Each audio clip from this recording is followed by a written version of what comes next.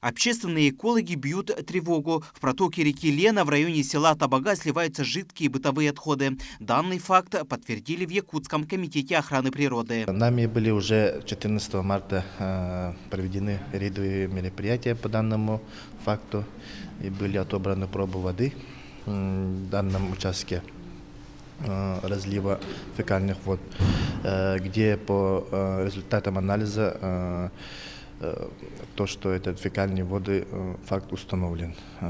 Там превышение по аммониям очень большая. В эти дни общественники повторно съездили на место загрязнения для того, чтобы взять пробы воды и льда для последующего анализа на предмет наличия в сливаемых водах туберкулезной палочки, гепатита и других инфекций. Чуть прозрачная, желтоватая, да? Да, желтоватая вода, желтоватого цвета. Вода желтоватого цвета. Без запаха, да? Да, без запаха. Эта протока находится вдоль колонии номер 7. Через пролесок, как вы можете видеть, что здесь пролесок, а дальше идет колония. Сегодня мы сделали две пробы. Одну пробу сделали на 61 градусе, это с восточной части колонии. И вот уже, наверное, в конце колонии взяли две пробы, которые мы сегодня отвезем, чтобы выявить наличие туберкулезной палочки и также гепатита. Общественники волнуются, что осужденные, отбывающие наказание в табагинской колонии, могут быть больны туберкулезом или гепатитом. И если подтвердится факт, что колония сбрасывает свои фекальные отходы именно в эту протоку, то городу Якутску грозит глобальная экологическая проблема и эпидемия вышесказанных болезней. Давайте рассмотрим карту поселка Табага. Территория колонии располагается в непосредственной близи вдоль протоки. Несанкционированный слив жидких бытовых отходов, как считают экологи, произошел в этом месте. На карте отчетливо видно черное пятно. Этот водоем условно назовем протокой номер 1. Далее через несколько метров протока номер 2, на которой образована большая наледь желтого цвета, пробы которой были отобраны и отданы на экспертизу. Откуда эта наледь появилась и что этому способствовало, пока остается непонятным. А вот представители исправительной колонии номер 7 категорично отрицают свою причастность к дурно пахнущей ситуации. В Рио начальника колонии уверяет, что разлив произошел не из канализационных систем, а из водозаборного колодца.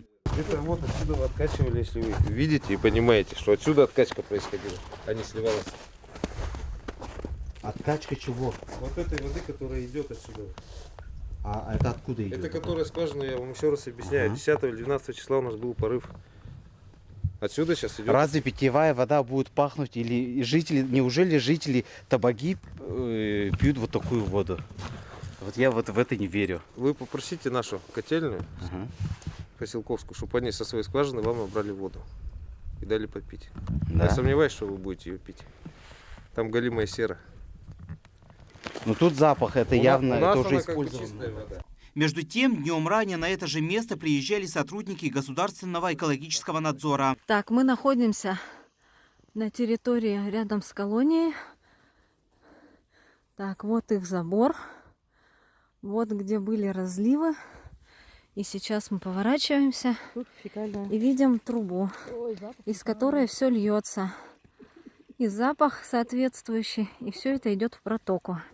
Канализационная система колонии является вывозной, то есть все жидкие бытовые отходы колонии скапливаются в септиках и должны регулярно откачиваться с помощью асанизационной спецтехники. На сегодняшний день в нашем учреждении имеется 3 септика. Все они в рабочем состоянии. Федеральный бюджет выделяет нам финансирование на заключение контрактов по утилизации и откачке жидких бытовых отходов. На сегодняшний день у нас заключен контракт. По итогам аукциона им является ИП Савенков. Работу он производит, откачку фекальных вод, то есть своевременно. Примечательно, все опрошенные жители Табаги считают, что загрязнителем протоки является исправительная колония. Ну, я житель Табаги, и я прекрасно знаю и понимаю, что это фекалии с колонии идут в речку, что туда сливаются действительно фекалки. Да. То есть действительно в поселке об этом говорят? Да, это говорят, и это ни для кого не секрет. И у нас сам поселок весь утонул уже в фекалиях. Сливаются втихаря. С колонии, да, получается? Да из колонии, из Табаги тоже деревни. Раньше мы в ней купались, а сейчас она болотом стала. Она вот к осени болотом покрывается такой, ну, синим и инем. Но желтая наледь, даже если она образовалась, мне думается, наверное, потому что туда нечистоты сливают, наверное.